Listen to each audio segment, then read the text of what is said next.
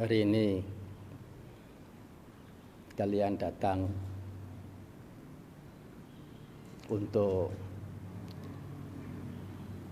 meminta Pak Baja sekaligus juga Upasampada dalam seseorang menjadi samanera, menjadi biku.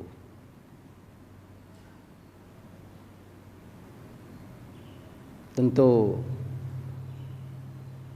perlu mengawali diri dengan hal-hal yang patut. Hal yang patut di sini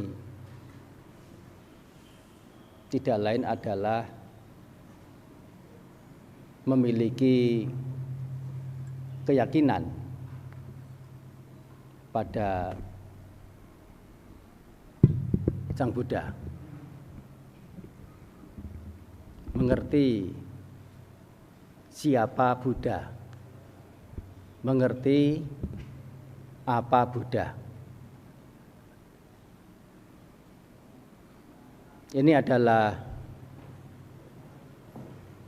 dua kalimat pertanyaan yang berbeda. Yang keduanya punya jawabannya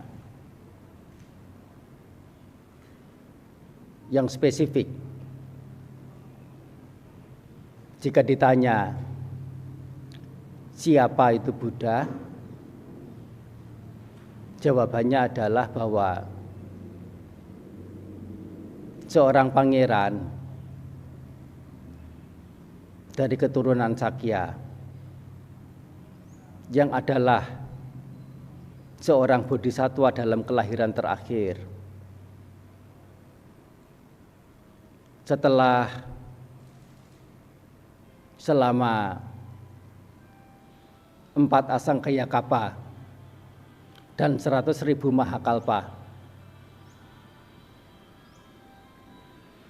menyempurnakan paramita menjadi bodhisatwa. Setelah beliau Pangeran Siddhartha atau Bodhisatwa Siddhartha ini melanjutkan perjuangan beliau menghimpun, menyempurnakan paramita.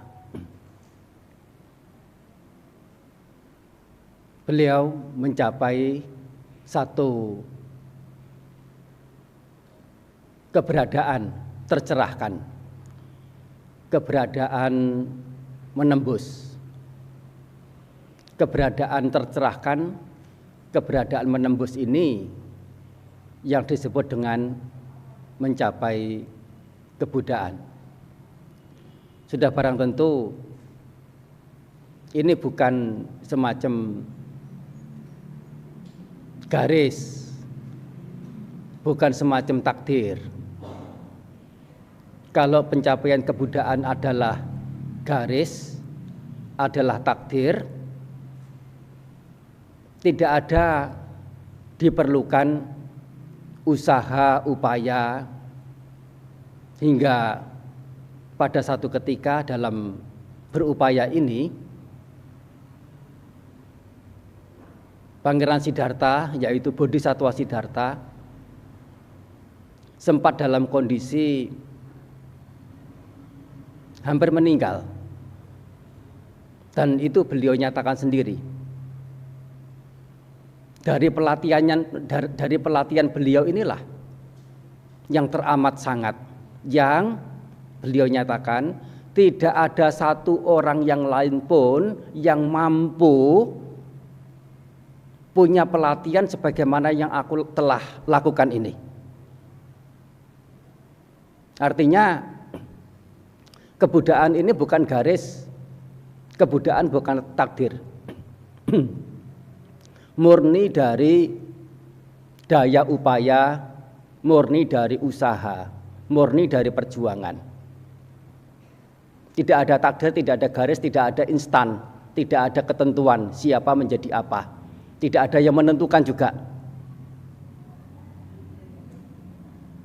Siapa mau bahagia, mau menderita, bukan dari siapa yang lain, melainkan dari apa yang diri sendiri telah munculkan.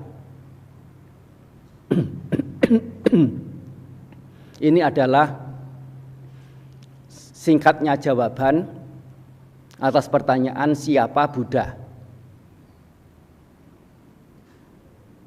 Yang bila ditanya apa itu Buddha, adalah siapa saja. Siapa saja yang telah menembus 4 kebenaran Arya, yaitu keberadaan dukkha, penderitaan, yang pertama. Yang kedua adalah menembus keberadaan kemunculan dukkha, dukkha samudaya. Nah, patut dicamkan di sini bahwa dukkha samudaya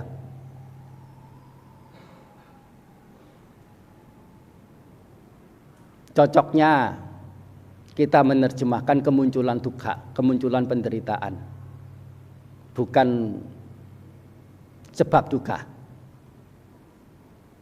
Meskipun kata sebab dukkha ini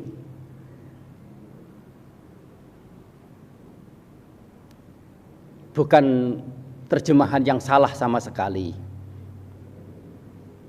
Pada titik simpulan tertentu dapat dikatakan sebagai sebab penderitaan juga. Tetapi ya, untuk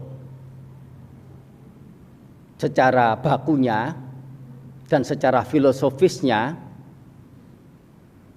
dukkha samudaya, kata samudaya ini artinya adalah kemunculan, bukan sebab.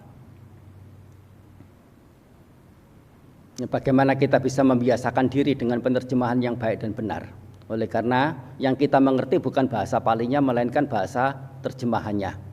Kalau bisa mengerti palingnya tentu akan lebih baik.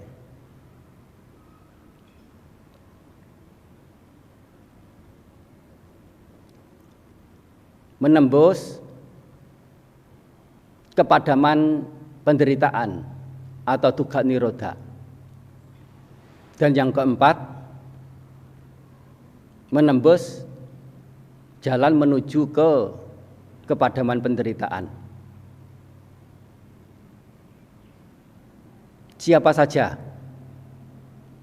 entah itu yang lampau, entah itu yang akan datang, entah itu yang ada zaman sekarang ini, baik yang berposisi atau berstatus atau berkeberadaan sebagai sama Sambuddha, sebagai Paceka Buddha, ataupun sebagai Sawaka Buddha. Di sini juga bahwa kebudaan ini bisa dicapai oleh siapa saja. Dan ini juga ditegaskan oleh Sang Guru Agung kita sendiri, bahwa selain aku masih ada banyak sama Sambuddha sebelum zaman ini, dan masih akan ada sama Sambuddha lain tak terhitung jumlahnya di masa mendatang. Terlebih beliau juga menyebut keberadaan Paceka Buddha, yaitu kebudaan yang dicapai secara perorangan dan hidup secara perorangan, tidak memiliki banyak siswa sebagaimana seorang sama Sambuddha. Dan satu jenis kebudaan adalah orang-orang yang mendengar ajaran-ajaran seorang sama Sambuddha. Apa yang disebut ajaran-ajaran ini? Tidak lain Intinya adalah ajaran tentang 4 kebenaran Arya, 4 kebenaran mulia ini juga, bukan dharma yang lain. Memang ada sebutan-sebutan seperti bojangga 7, balak kekuatan 5, satipatthana 4, dan lain. Tetapi itu semua adalah nama lain dari 4 kebenaran Arya, 4 kebenaran mulia. Puncak dari kebudayaan tidak lain adalah penembusan 4 kebenaran Arya. Siapa saja yang telah menembus 4 kebenaran Arya ini memiliki tata perilaku, memiliki pengetahuan yang sempurna, yaitu 8 jenis pengetahuan dan 15 jenis tata laku. Wijacarana sampanna.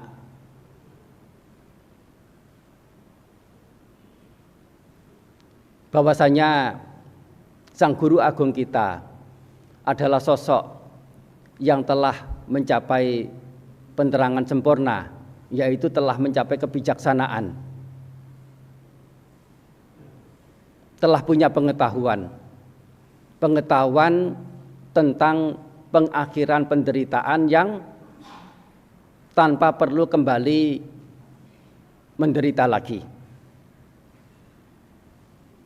Oleh karena banyak sekali tentu baik orang awam, orang besar, orang mulia yang memiliki jalan, memiliki ajaran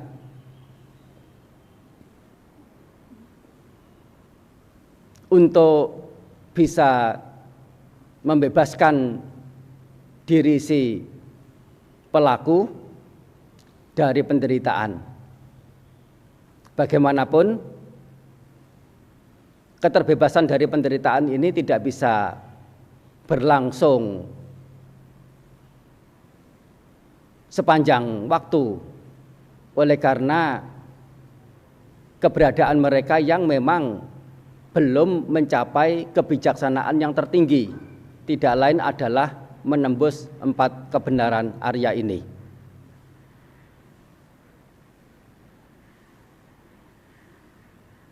Dalam hal ini kita mengerti keberadaan Sang Guru Agung sebagai sosok patokan, sebagai sosok perlindungan, sebagai sosok pengenangan, pengingatan bahwa kita bertabis dalam ajaran beliau.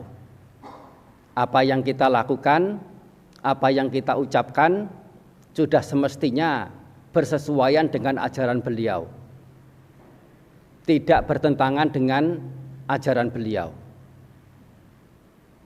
Tentu akan tidak ada konsekuensinya bagi seseorang mengenakan jubah dalam ajaran Sang Buddha, tetapi punya ajaran lain dari yang Sang Buddha ajarkan, beda dari yang Sang Buddha ajarkan.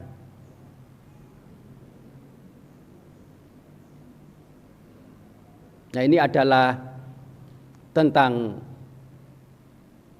kebudayaan. Seseorang yang datang dalam komunitas kepetapaan Pabajita sebagai samanera, sebagai biku, patut memiliki keyakinan pada Buddha sedemikian rupa.